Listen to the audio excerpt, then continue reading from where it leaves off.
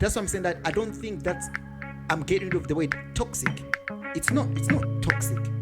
You know, that's just what masculinity is.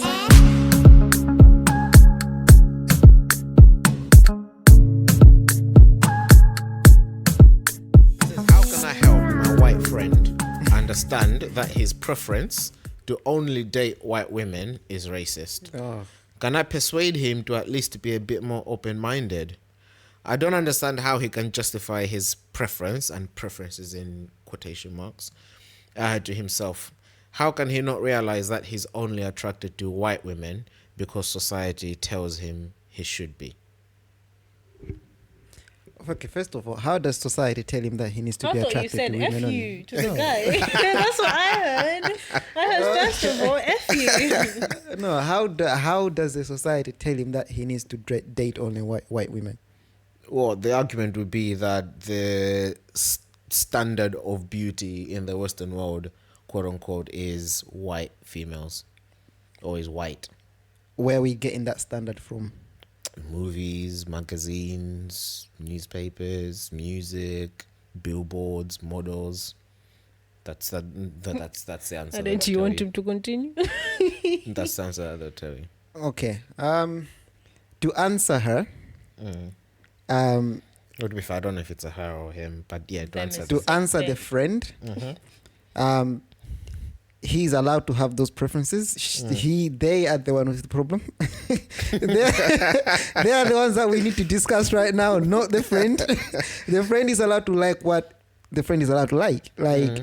You know, and again, I want to go back to the point that I'm always saying, that we can never get rid of race. You know, to what Morgan Freeman, how do we get rid of race? Well, stop talking about it. We can never, because if I look at an Asian person, a white person, and a black person, their beauties will be different to me. Yeah, there will be certain things that I like that the Asian person might have that the white and the black don't have. Yeah, or the hair, or maybe the hair, or whatever it is. Yeah, but then the argument is that based on the standard of beauty that you think that has been ingrained on you upon society. We can dig and see what it is that's been ingrained in me about society.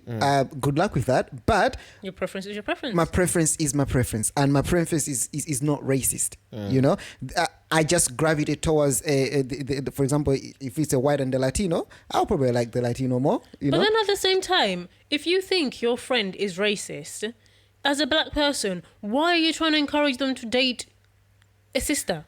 Well, I mean, again, we don't know their race. It could be two white people. But if you think somebody is racist, why are you pushing them to that demographic?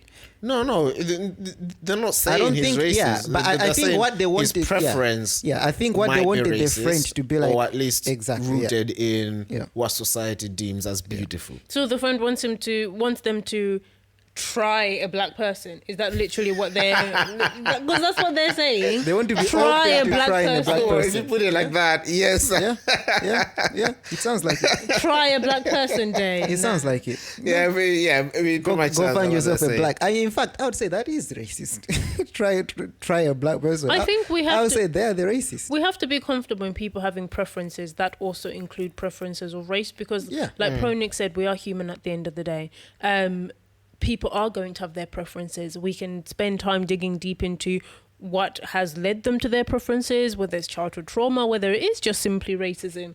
That, again, that's fine. If somebody wants to only date white people, only date the white people, because then why are we going to force them to date something that they dislike? Isn't that just going to be a toxic relationship? Isn't that just going to cause more issues in the long run, especially for the person of the other race? Because it's like, well, why am I being subjected to this? If you don't like black women, why are you dating me? Are you dating me to hurt me? I'm taking one for the team. I'm trying it out. It was try day, so I'm trying it out. I don't want to be racist, so you know. I feel like even though black people say, and I know that statement usually comes from a lot of black people a lot of the time, but it's like we also have our preferences. There's black women who won't date outside of the black race. There's black men who won't date outside of their own race for various passionate reasons. about it. Or not black men, black people. Those that are like no, I won't go outside the black race. They're passionate about it. Sometimes to their detriment. And not even like, just race. You, We go. I'm like, you have not been able to find a single good black partner. Just venture out. Just venture out. It's clearly not working out for you. Just take John. I gotta stick with the brothers. I gotta stick with the sisters. Yeah, fine. To your death, you keep doing that. But even in our even in our culture, preference is ingrained in us because you bring somebody that's not right home, you will know about it. But I don't think our white counterparts really have that issue when it comes to relationships. Unless obviously the family is inherently racist. They bring somebody black, the family's fine with it. They bring somebody from Scotland and they're from Wales, the family's fine with it. It's us lot where, you know, you're Malawian and you bring, I don't know, a Zimbabwean and it's a problem. Why are you not marrying a Malawian? Why are you venturing out into the Zims? It's like, well...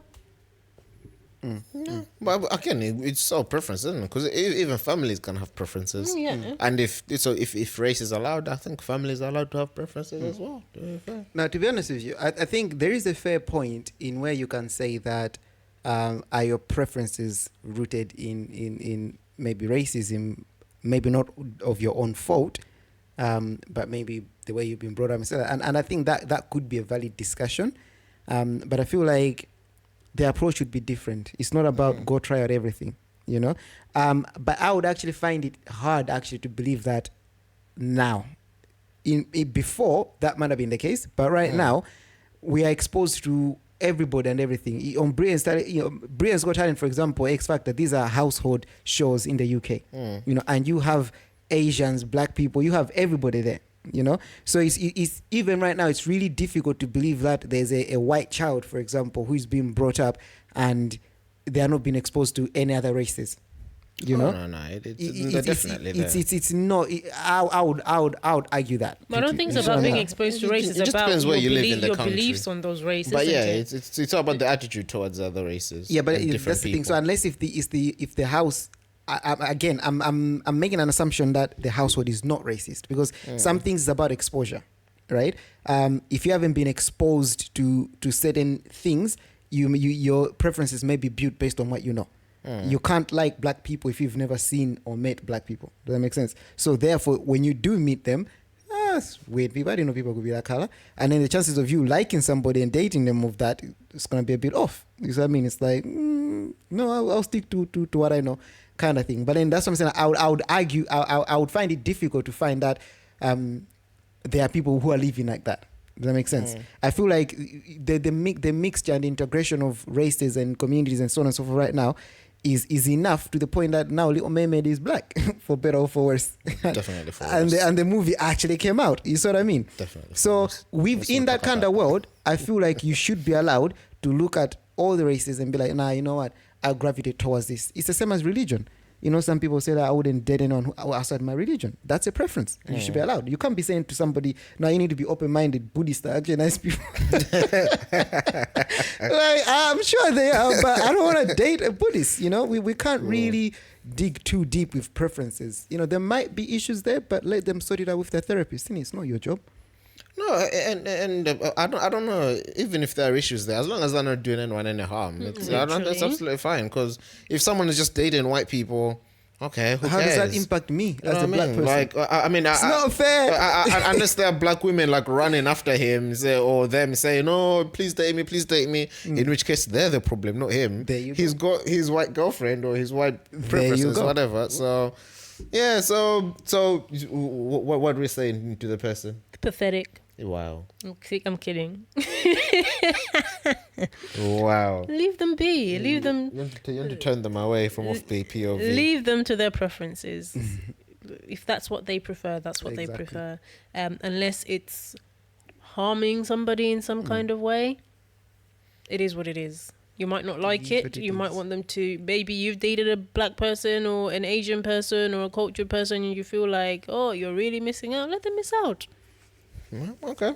Well, there you have it from Offbeat POV. If this was you or if you're in a similar situation, mind your own business. Preferences are preferences. Let people have their preferences.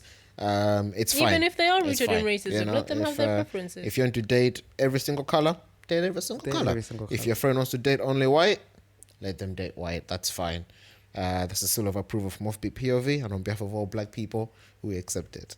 It's absolutely fine from us. So anyway, then let's get into our main topic for the day then, one that's been in the works for a while then. Today let's talk about toxic masculinity, right? Doesn't exist. Yes, and I'm decided that because obviously, Pro Nick, you're so sure that it doesn't exist, or your stance is that it doesn't exist, right?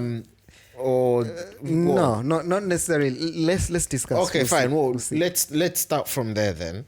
What do you understand toxic masculinity to be, and why do you say that it doesn't exist, or it does exist, or whatever it is? Okay.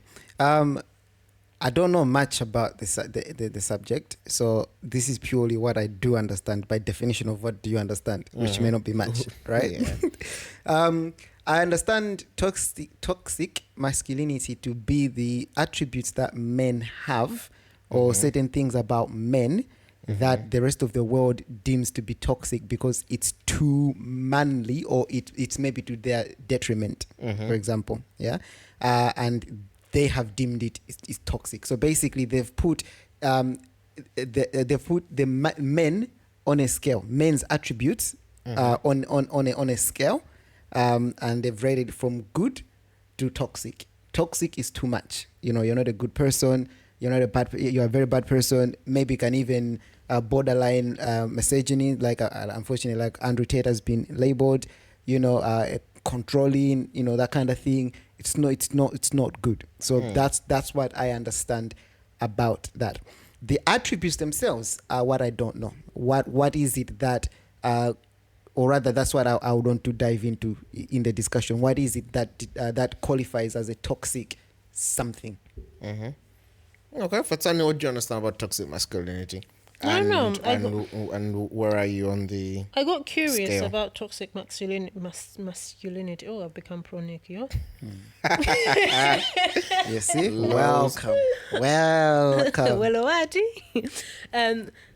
so I got curious about toxic masculinity when it was being thrown left, right, and centre. And I don't know if people have caught the wrong end of this from what I understood. But again, I could have understood it wrong. I don't know if people have caught on to the wrong end of the stick when it comes to toxic masculinity, and the application is wrong. Because what I understood when I was reading about toxic masculinity was the toxic comes in where there is an overuse of certain things like dominance, aggression, and toughness in a way that puts other people in fear or at risk or makes them feel uncomfortable.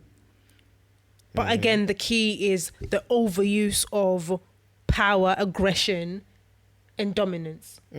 That's what I understood toxic masculinity to be. And if that's what it is, and that's how we're applying it in society, I would be okay with that, because we don't want men just going around hitting people because I'm a man, I'm going to hit you. I'm a man, I'm going to stand over you and tower over you and make you feel inferior. I don't think any of us sat here would say that's manly behavior. However, obviously then you get to more trivial things, which I think now are being called toxic masculinity. If there is a man in a household and he is the dominance, using that word again, but in a safer way, of that household, he's in charge of the finances and make sure that the house runs from day to day, and a feminist looking in saying, oh, but you're controlling this household, you have power over this household. I don't know if that's toxic masculinity, because that's just a man using his God-given dominance to run his household. Flip that versus a man using his God-given dominance to beat his wife on a daily because I'm a man and therefore I've got power, I'm strong, I'm this, I'm going to beat you. I think those are two different things. One is toxic masculinity, and I think one is just a man exercising what he has been called to do. I don't know if I made any sense. Yes. So I don't know I think my worry is that I don't know if the meaning of toxic masculinity has really been taught to people in society, or what that word actually means. I think we are being left to our devices to label things as toxic masculinity. Okay, all right, fair enough. I think when it comes to what people term as toxic masculinity, I think both of you have touched on it in a way. But then I guess there's always that disconnect sometimes between what something actually means and how people apply it. Exactly. And how people use it. And I think that's where I was coming from. But we'll see. But anyway, the official thing, funnily enough, it's on WebMD. So I don't know if toxic masculinity is like an illness or a disease or a condition of some sort. Because for it to be on WebMD, that has to be like that's usually for like illnesses, isn't it? Like things and whatnot. But anyway, that's besides the point.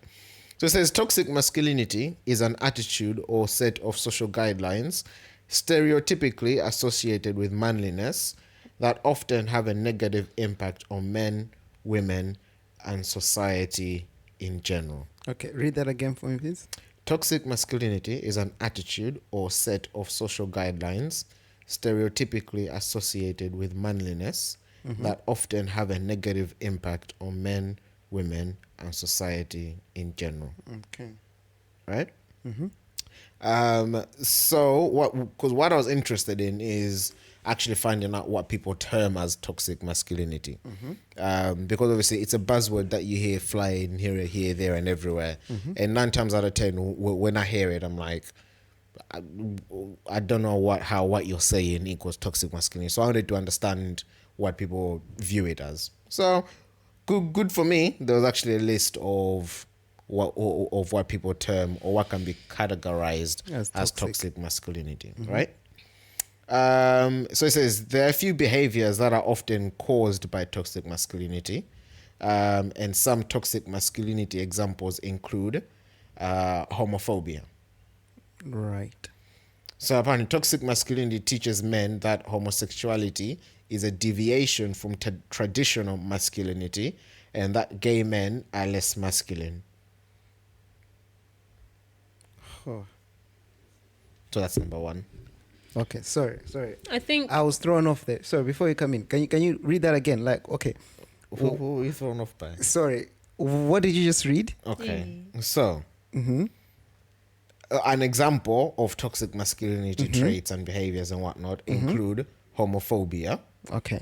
Because toxic masculinity teaches men that homosexuality is a deviation from traditional masculinity and that gay men are less masculine. Okay.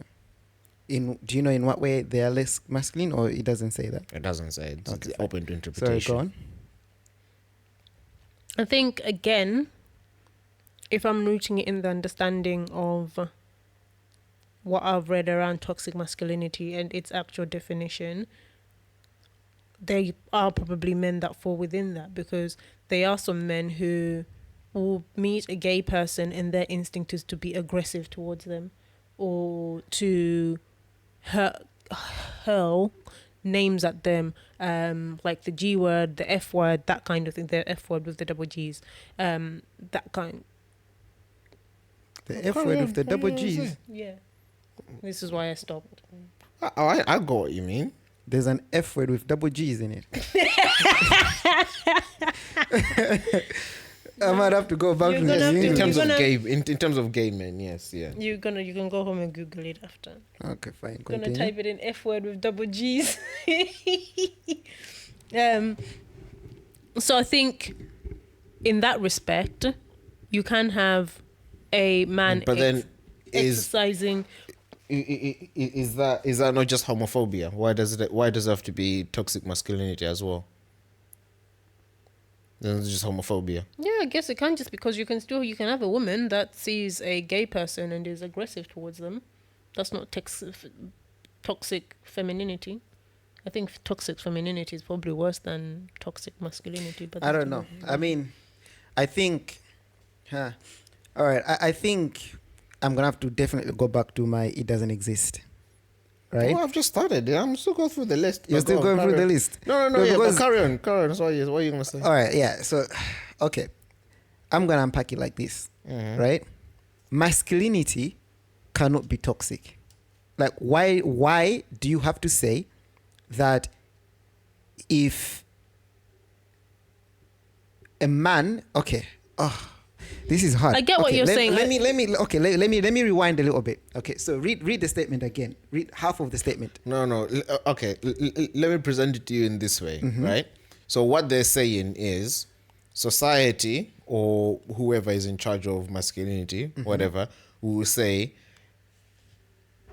if you're a man, if you're a manly man, then you cannot view homosexuals as men. They're less manly than you are. But so what they're arguing is that if masculinity is teaching men that if you're gay, then you're less masculine, they're saying that's toxic. Here's what I have to say about that. It's not just toxic masculinity that teaches or speaks against homophobe, right? Religion does as well. Most religion. So me as a Christian, for example, gayness is not allowed. But your religion doesn't teach homophobia. Okay, it doesn't. But homophobia does toxic masculinity. No, but homophobia is just anyone who doesn't embrace pride with open arms, they're labeled a homophobe. Okay, they are labeled, but the actual word is if you are, isn't it? If you are, it's not a pretty much if you pose a risk to those people in some way because they're gay. When you pose a risk, isn't just like being discriminative? It's being discriminative and not posing a risk. It's being discriminative. Yeah. Not agreeing. Find the definition. Not agreeing with somebody being gay. I don't know when it was, but I read the definition of it. I was like, that is not what homophobia is. Yeah, let's read the definition. It said that's what it was, but that is not what homophobia is because it's very watered down. Because the reason why I'm saying that is because if I'm raising my child, and let's say I have a boy, right, and I'm raising this child to understand that gay is not right, to understand that as a man you shouldn't be dating other men, as a man you date a woman, Now I go into the nuances of that. Gay means that man on man, So in that dynamic, and we often see it as well among gay people, unfortunately one of you plays the female. In a way, right? So it's like if you look at the attributes of those particular gay people, they happen. If you put a spectrum of behavior or and I don't know how I can put it, they happen to be very feminine. That's the word. Flamboyant, feminine. Okay, that's the word. Let me read the definition. Hold on. Let me just finish this story before I forget it. They happen to be very feminine. Now I'm raising a son, so I'm telling him that based on my beliefs as well, and as I'm raising a son, not a girl. If I had a girl, I would raise a girl.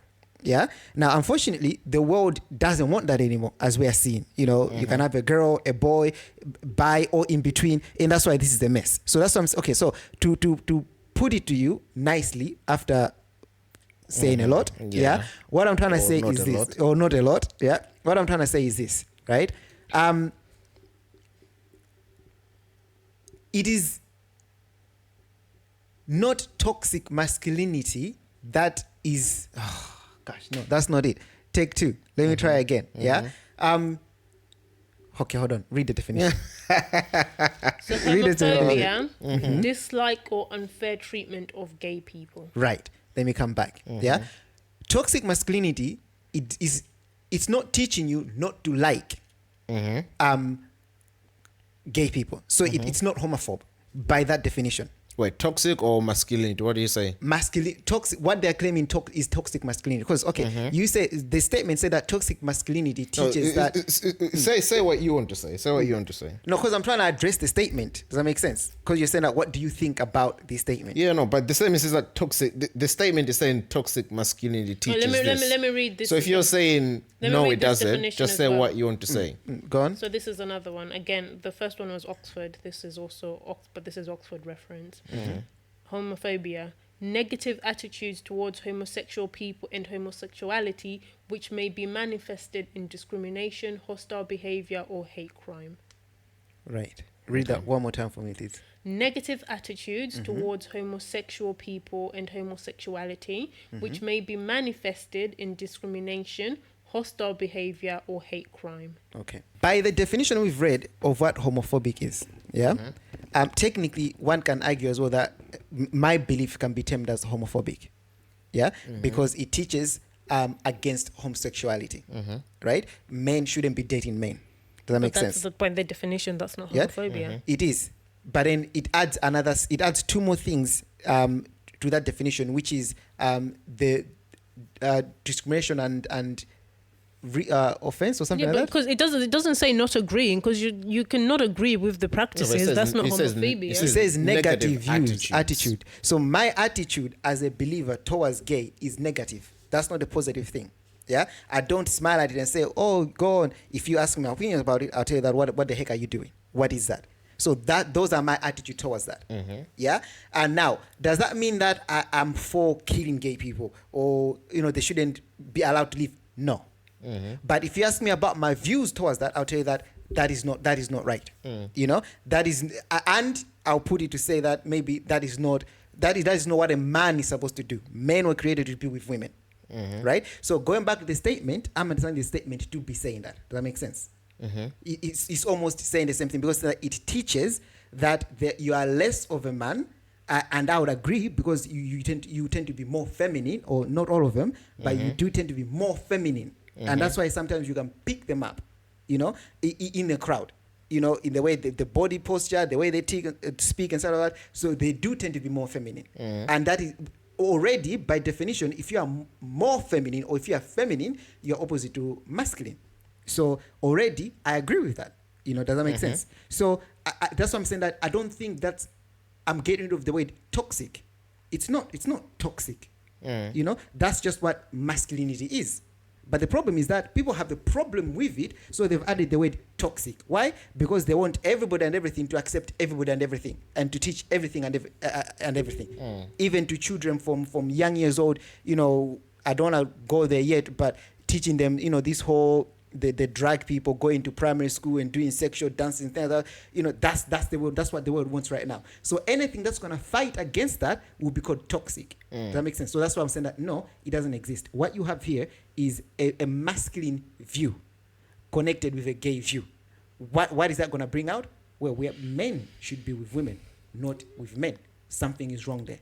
I think based on this first example, I wouldn't say toxic masculinity doesn't exist. I think my view would be, on this first example, I don't think homophobia is exclusive to men, and therefore we term it, if you find a homophobic man, therefore it's toxic masculinity. No, you get very homophobic women that probably can conjure up worse hate crime than a man. So I think, for me, homophobia stands alone in its own category. I don't think just because you're a man and you're homophobic, therefore you're exuding toxic masculinity.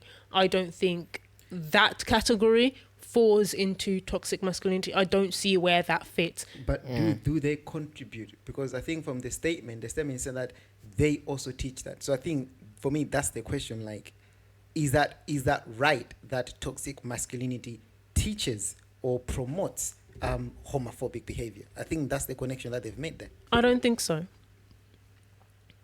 I just think if you're teaching somebody homophobia, you are just teaching somebody homophobia. Exactly. So yeah. Doesn't really matter if you're a man or a woman. That's what you're teaching. Okay. All right. Fine. So that's the first one. So currently we're saying it's not toxic masculinity. It's homophobia, for one, or it's just masculinity for second. Is what you're saying. Okay, fine. The second one, or the second example given, is again another example of toxic masculinity traits. Says need for control. So it says toxic masculinity encourages men to assert their power and dominance. We see this often in domestic relationships. For example, a 2017 report found that 34% of men in the US believed they should always have the final say in the relationship, and 46% believed that men deserve to know where their girlfriend or wife is at all times. Again. Okay. No, go on. And I think the term is in need for control, because if you are a person who can't live without being in control, then that's a problem to begin with. That's a problem in itself, because yes, as a man, you need to have some kind of control, but there has to be an understanding that that's not always going to be the case. So if everywhere you go, you're seeking to gain control, whichever means, so that you have that control, then I would say that's problematic.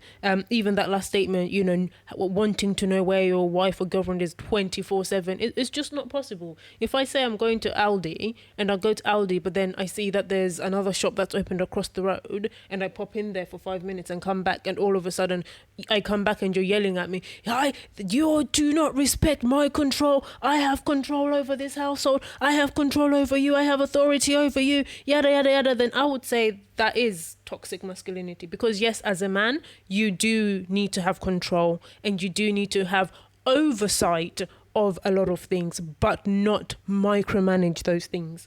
So I think after a certain threshold, then I'd be happy to call it toxic masculinity, on the basis that you are using your masculinity as a tool to oppress somebody. And that's not what men's masculinity is meant to be. Your masculinity is meant to uplift the world. It's meant to elevate your households. It's meant to elevate your wives. It's meant to elevate your children. It's not meant to oppress. And I think for me, that's where I draw the line of where it becomes toxic. It's when it's no longer doing the things that, again, rooting it in biblical terms, God intended for a man to be for society and for his household. Okay. Fair enough. Can you read the statement again, please? Oh my word. Well, she said a lot. Half of this episode we'll be reading statements over and over again. You know? Right. So, need for control. Toxic masculinity encourages men to assert their power and dominance. We see this often in domestic relationships. For example, a 2017 report found that 34% of men in the US believed they should always have the final say in their relationship, and 46% believed that men deserve to know where their girlfriend or wife is at all times. I'm really struggling with processing these things. There's a fine line that I want to put in place, that I'm really struggling to put that line. What I want to say is that I don't believe that a relationship needs to be like that. So that's what I'm saying, that there's something, to be like what? In the example you've given us. Yeah, there's something wrong with that man in that situation. If a man is overly, not even overly. Okay, let me put it this way, right? I agree that a man needs to have the final say. I can say that. Yeah, I agree with that. 100%. In every situation. In every situation. Okay. Yeah, I agree with that. Now, the reason why I agree with that, here's the thing. Yeah, there are two of you in the household. Yeah, so that means it's split 50-50. Even if you're gonna vote, it's gonna be 50-50. Right? So what do you do if you have to make a decision? Now, an ideal household, an ideal situation, with a man that loves the wife or the girlfriend, whatever, will sit down and look at whatever it is that you're discussing. Yeah? The pros and the cons. The other party will have their input and so on and so on and so forth. Yeah? But a decision needs to be made. Does that make sense? So that's where my yes is coming from. Yeah? A decision needs to be made, especially if you are seeing two things, this and that. Now, in that decision being made, a man can also say that, okay, you know what? I think we should do this way, but since you're insisting, we're going to do it that way. Technically, he still made the final decision. It's not about my way or the highway. So I feel like saying that statement already, there's a lot into that in the first place. You see? To say that, what do you mean I need to have the final say? You see? So that's what I can say on that. That's what I'm saying, that I agree with that. But then, if it's my way or the highway, you are in a wrong relationship with the wrong man, and that man has got a lot of things wrong with him. But then you do get men that will say things like, I get to make the final decision because I am the man. That man has got a lot of things wrong with him, and so is he not exercising his masculinity in a toxic way? He's misunderstanding his role as the man. He's misunderstanding his responsibility towards his girlfriend as a man. He was not brought up right by the male figures in his society. But in his misunderstanding, he's not just sat in his head thinking about his misunderstanding. He's actually verbally communicating his misunderstanding of what masculinity is. So isn't that toxic towards the other person? Because it's still going to have an impact on the other person, isn't it? The way that man is choosing. And I'm making a point to say, he is saying, I can do this because I am a man and I am the masculine one in this relationship. So he's not just saying... I understand that. And I'm saying that I'm agreeing with you that there is his mentality, his understanding, his thought is completely flawed. So can it be labeled as toxic? masculinity. He can be labeled as a toxic person. Yes. Why not toxic masculinity? Because when you are saying that, you are implying that masculinity has got a level where it's too much, where it's wrong. But then in my argument is no. Masculinity in its purest form is a good thing for the household. It's a good thing for a man. This person is misunderstanding, and therefore he's misusing what he thinks should be, what he thinks makes a man, especially in a relationship. You see? So he's completely missed it. So what he's practicing isn't even masculinity. He's completely missed the ball. Okay, do you get what I'm saying? Fine. Exactly. You see? So that's what I was saying about that. So coming to the... You can say what he's practicing isn't masculinity because you're looking from the outside in, but he is saying that what he is practicing I know what is he's saying. masculinity. I can say I'm a white person, doesn't make me a white person. So I get what he's saying, but he is wrong in what he's saying. He is flawed, he's been misfed, he's been told wrong things, and now he's taking that and making it ammunition towards the spouse. In the first place, that's the big problem. This is someone that you're supposed to love. You see what I mean? Again, you quoted the Bible as well. He says that the Bible says that husband love your wives. It's never told the wife to love the husband. You see? So already there's something wrong in that environment. This person needs to see a therapist. He needs to get themselves so that they should not be in a relationship. I thought men are not going to therapists. It's changed. No, trauma. Okay. This is not problem solution. Trauma. So going to the second one, right? Need to know where the person is. Again, I'll agree with what Fatsani said with that. Yeah. Of course, I need to know where my girlfriend is. Yeah. If she's going to the market, she can say, okay, babe, I'm going to the market. Okay, fine. I'll see you later. I know where she is. While she's at the market, someone calls her friend. Yeah. Oh, let's come and chill. In my head, my girlfriend is at the market. She's going to change destination. Oh, babe, I'm going to go hang out with someone, so and so, so. I know where she is. Does that make sense? And I can also add, vice versa is also true. She also need to know where I am. She doesn't have to ask. I need to be like, babe, I'm gonna go. These are 24/7. So if so because it sounds, I think, because some things just sound superficial, because I don't think we've ever been in such.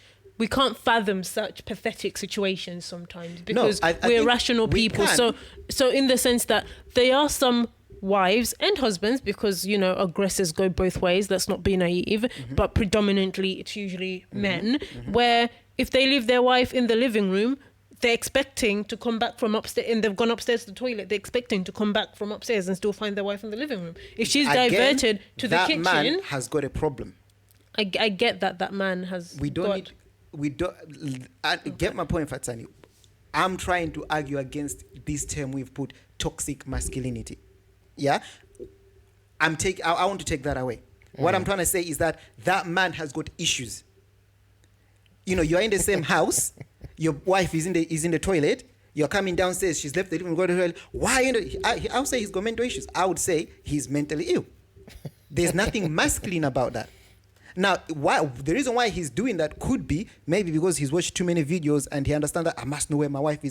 But that's exactly what mental illness is. But he could be doing that for the reason of, I am the man, therefore I need to know where you are 24/7. He is misled, yes. But the same way things get given names, behaviors get labeled certain way, is the same way things like that get labeled as toxic masculinity, because they are coming... From what I understand Pro Nick to be saying, he's saying that masculine, its form and glory is good.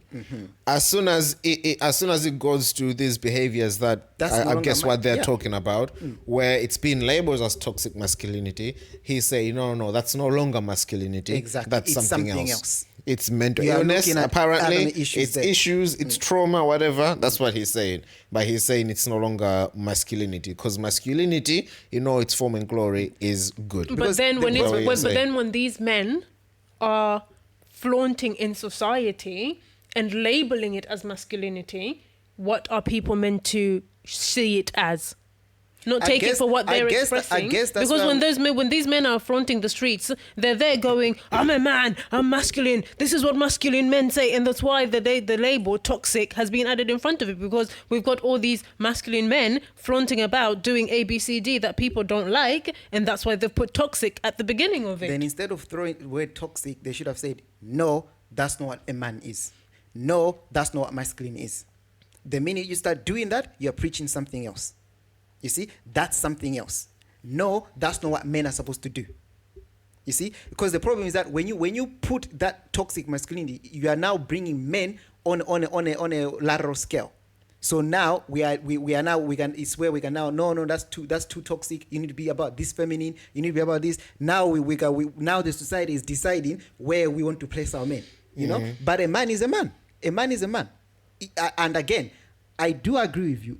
The discussion is interesting because there are those that are misusing what they think is manliness, what they think is masculine, and they are taking that, and yes, they would take it in the same name. Again, big example, but false the Bible talks about false preachers and stuff like that.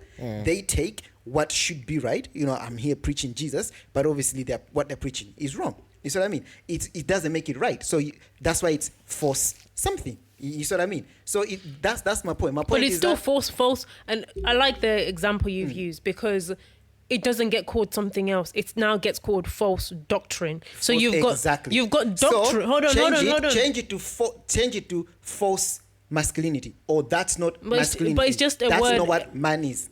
It's just a word that's been thrown in front of it. Fine, you can say false masculinity, toxic masculinity. It's just a word that's been thrown. I think your worry at the minute is the word toxic. But the way you've got doctrine, the real doctrine, and then false doctrine. But what is the subject here? Doctrine. Fatsani, take a beat and think about what you've just said to me. Doctrine and false doctrine. Masculinity and toxic masculinity. That's the parallel I'm making. But then here's your example. The minute I say false, I'm now telling you that it's not that. Whatever the word is going to come after that word false, it's not that. But the word still remains masculine. But the word still remains doctrine at the end, doesn't it? Yes, but that's my point, Fatsani. If I say false, yeah, the minute I say false, it can be food, it can be doctrine, it can be football, it can be life, whatever it is. The minute I say false, I'm communicating to you that it's not still, what it is. It's still a doctrine that's not true, but it still remains a doctrine, no? No. Because, yes, it does. It's false. Okay, false in comparison to its truth. Hold on, let's put it like this, okay? Let's dive into the spiritual a little bit. Yeah, not too much though. Let's put it like this. How many true doctrines do you believe are there? A lot. No. One. How many? One. Thank you. Yeah, there's one doctrine, the one true doctrine. Now, we can't point who's got it, but there's one that comes from God. So the minute I say false, I'm telling you that it's not the true one. That's the point. But the word doctrine... So it's not it. But the word doctrine still remains in the phrase. Fine, fair enough. To still describe whatever that falsehood is, it's still a doctrine. I'll try one more time. You've got masculinity. Toxic masculinity is describing that this masculinity is toxic. The same way it's describing that this doctrine is false. Okay, I'll tell you one more time. One more example I've got in my head, right? A knife in my right hand, and then a false knife. I have a knife in this hand and a false knife. What I have in my left hand, can this cut vegetables? Can this stab somebody? Can this do the job that the knife in my hand can do? No, but it's still a knife. No, it's not, because it's a force. But it looks like a knife, does it not? It may look like a knife, it may be shaped as a knife, but it's not a knife. That's my point I'm trying to get to you. Whereas if we're talking about toxic masculinity, then why are you calling it a knife?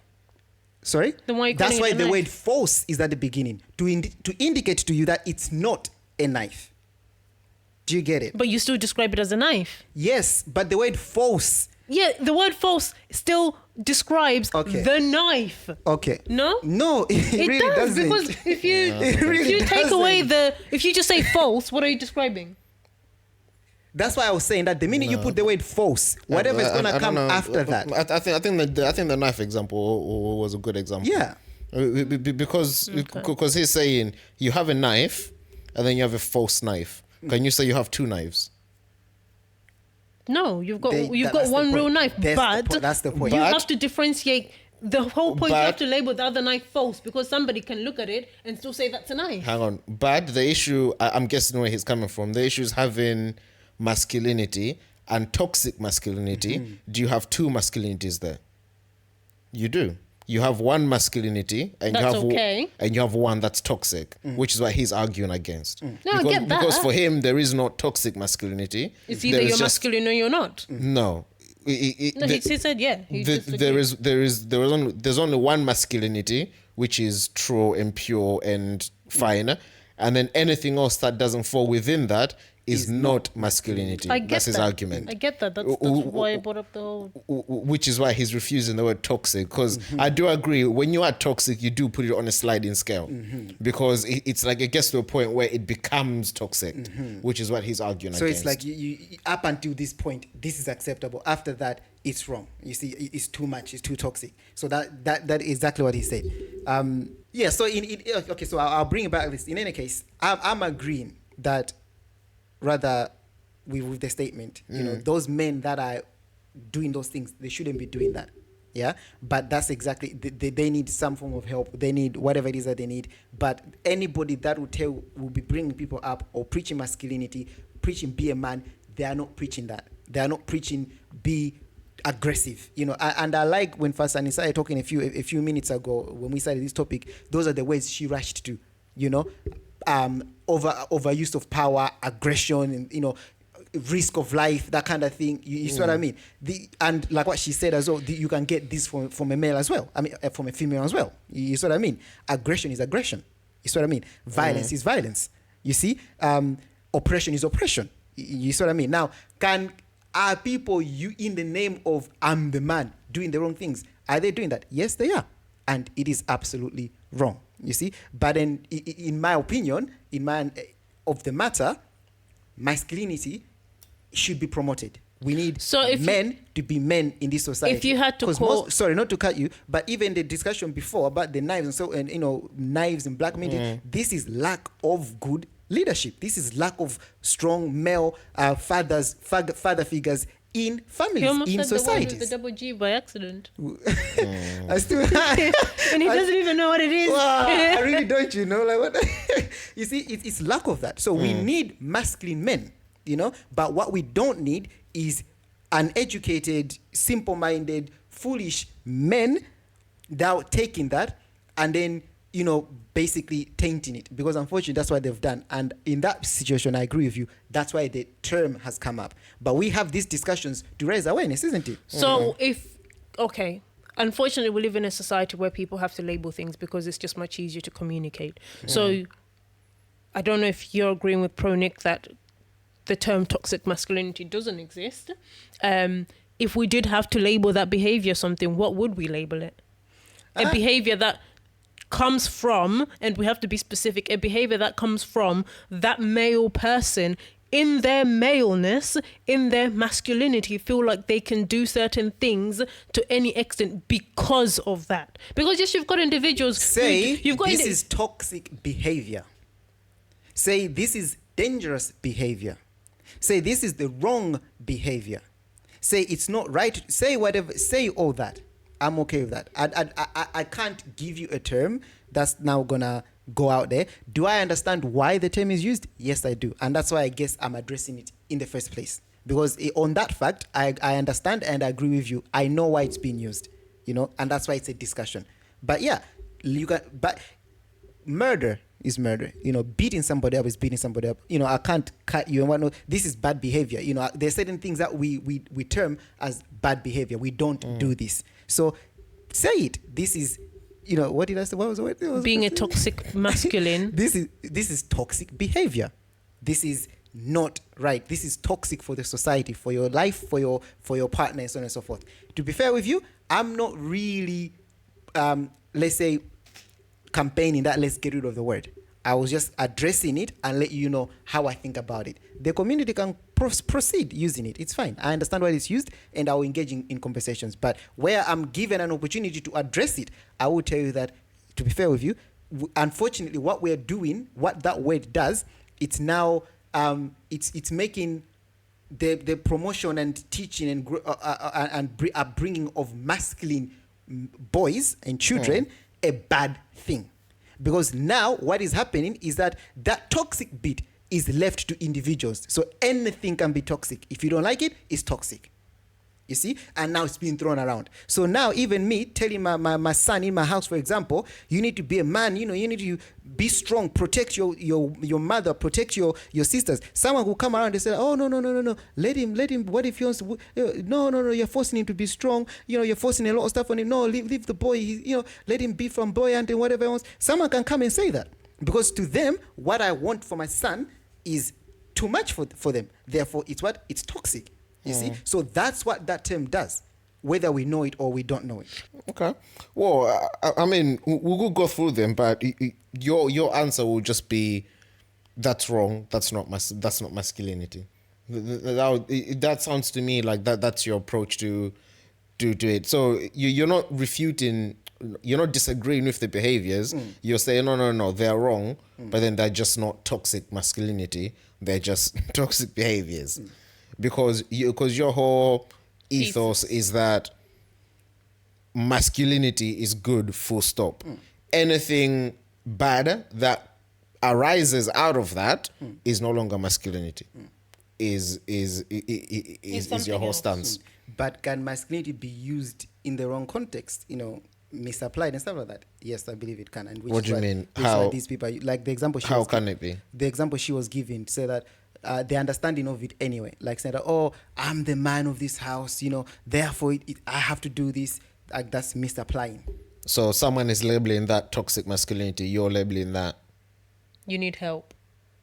I'm not labeling it. I'm just saying it's toxic behavior. But like toxic Fatsani said that labeling helps people understand and get on the same page. So you're saying toxic behavior. Okay, so it's not to do with the maleness of it. It's just to do with the person. I would say it's to do with the person. Yes. Not the fact that they're male. But then if they weren't male, would they be able to claim I'm the man? Therefore.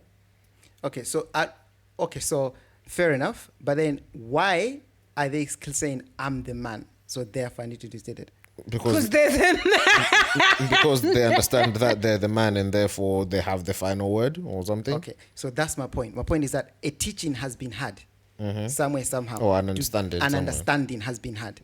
You see? So what's happening there, they've misunderstood the point of what it is to be a masculine man. And then they are misusing that and misapplying that and quoting that quoting it in their behavior. Does that make sense? Yeah. So that is not them practicing masculinity. That is them practicing a bad behavior, a toxic behavior that's not good for them or others, in the name of being the man. So in the name of masculinity. But then this is where my confusion, because for that person, that is them practicing masculinity. Yeah. But just like a madman opening a door and saying that I'm on the moon. To them, they're on the moon, but they're a madman. You see what I mean? So you're not going to look at them and be like, oh yeah, you are on the moon. You're going to be like, no, you're in the bathroom, Jeffrey. You're in the bathroom. You see what I mean? But if they're mad. Jeffrey. Lows. Okay, fine. Like I said, the response would be the same to all of them, but I do want to know what you think about the stoicism aspect of it, which is, I guess, in terms of being a man, be man, be hard, whatever. So it says that a cornerstone idea of toxic masculinity is that showing emotion is weak and feminine. Men are expected to be mentally and physically tough without breaking. Stats and studies show that men are less likely to pursue mental health services like therapy, despite being 1.8 more times than this goes into the discussion we were having last week. But yeah, so I mean, again, they're arguing that stoicism is an aspect of toxic masculinity, I guess. What do you guys have to say about that? What do you mean by stoicism? What I've just said, like being strong, not showing emotion, being mentally and physically strong without all breaking. All the time, without breaking at any point. You can't show vulnerability, weakness, tears at any point in life. Well, that's not the definition of stoicism, but yes, that's what they. Yeah, that's where they always seem to take it. But that's the definition of stoicism isn't that you have to be an emotionless person. It's just you have to be strong. But yeah, I guess it goes back to this whole term that society has been fighting against for the last couple of years, like the man up term or boys don't cry term and stuff like that. All that is lumped into toxic masculinity. Okay, I think here's the thing that I think people misunderstand by those kind of campaigns or terms and things like that, right? Or rather, maybe here's my take on the matter, right? I do believe that a man needs to be strong. Yeah, I do believe that you need to be strong mentally, don't show no weakness, that kind of thing. Yeah, and I do believe that to an extent, definitely have your emotions in check. I don't think that's bad for a man. I don't think that's toxic or anything like that. And it's not toxic because you're using, I don't know if you're realizing the words that you're using that don't fit into the toxic category, because even words like to an extent, you are already there as a, pardon my English, as a rational human being. You've added that word in the understanding somewhere in your brain that even as a man, there are going to be life challenges that might shake your mental for a day or two, that might make you sad for a day or two. You might have to shed a tear here or there. So you're already your to an extent leaves exceptions. Okay, fine. So let me take it back. I do believe that a man has to be strong mentally. I do believe that a man has to keep their emotions in check. So I've taken away the extent. Yeah, I believe that a man was built to be like that. Yeah, 24/7. 24/7, 8 days a week. 365 days a month. Yeah. Now, but then here's the problem, right? If you are not, as a man, if a man, has how do I put this? If you as a person are now going through something, so in other words, it's also strength to seek help when you need help. Does that make sense? It's also strength to seek help when you need help. But then that's not what... You see? And that's what we need to be preaching. That's what we need to be teaching. That's what we need to be telling the world. So I understand that's not what's being said. Fair enough. And I understand that the notion around this stowaway thing, term that you've used, stoicism, is that... Stowaway. Right? Norway all over again. Is that you can never crack, which I would agree. But when you do crack, it's also strength to seek help, and that help can come in many forms. If we are talking about family dynamics, you confide in your wife. If you're a group of friends where you got your broskies, or even female friends that you can confide in, and if you do need to speak to someone, especially, if you do need to speak to someone as a specialist, you also do that. But we have to understand that a man as a vessel was created to be strong. My advice to men is that it is strength to also seek help when you need it. Yeah. So if you are going through something, seek help. If you need to cry, you've passed. Someone has passed. I would say there's nothing wrong with crying. Yeah. In this context, if you've lost a loved one or things whatever, like what I was saying in our last podcast. Yeah. Whatever it is as a man that you need to do to work through your emotions, to get back to your strength. Exactly. Do that. Because otherwise we want a society of men pushing to be that strong, pushing to be leaders, pushing to be good role models. We won't have a lot of knife crimes and so on and so forth. But now, if you check these gangs, it's full of 30, 35-year-old, 40-year-old. That should be good role models. They're the ones giving drugs to the children. They're the ones sending, you see what I mean? That's the problem. You see? But if we had strong men, by definition, masculine, let's develop the world. Let's do more for this world. That's absolutely fine. That is fine. But if you do crack, if you do go cuckoo, it's fine. It's fine every now and again. Do something that will get you back to your strengths. But we should not be encouraging men to be weak. No. Okay, dokie. All right, fine. Okay, fine. So then, if I'm to bring it all together then, Fatsani, you're acknowledging that toxic masculinity is a thing, in that you're acknowledging that there are certain masculine traits, let's say power, dominance, leadership, etc., that can be exploited or that can be misused or mishandled, misunderstood, and therefore they manifest in a way that we term toxic masculinity, right? That's Fatsani's position. Pro Nick's position is that no, masculinity in all its form and glory is great, it's perfect, it's what society needs, is what's lacking. Any negative behaviors that come out of that or that people claim out of that is no longer masculine. So whatever it is you want to term it, you can call it toxic masculinity because you're still calling it masculinity. So you can call it toxic behaviors or toxic I don't know, attitudes or stupid health. people, mental health, mental illness. You can call it whatever it is, but you can't call it toxic masculinity, because as soon as you do that, you're still terming it as masculinity. And I think his main point is that you're putting masculinity on a sliding scale, in that there is acceptable, toxic, which is what he's refuting, right? I've been very good today. I've been quiet. I've been facilitating the conversation. So I haven't said too much in regards to that, because I really wanted to see what my co-host had to say about that. But I also want to know what you guys have to say about that. So let us know. What do you think about toxic masculinity?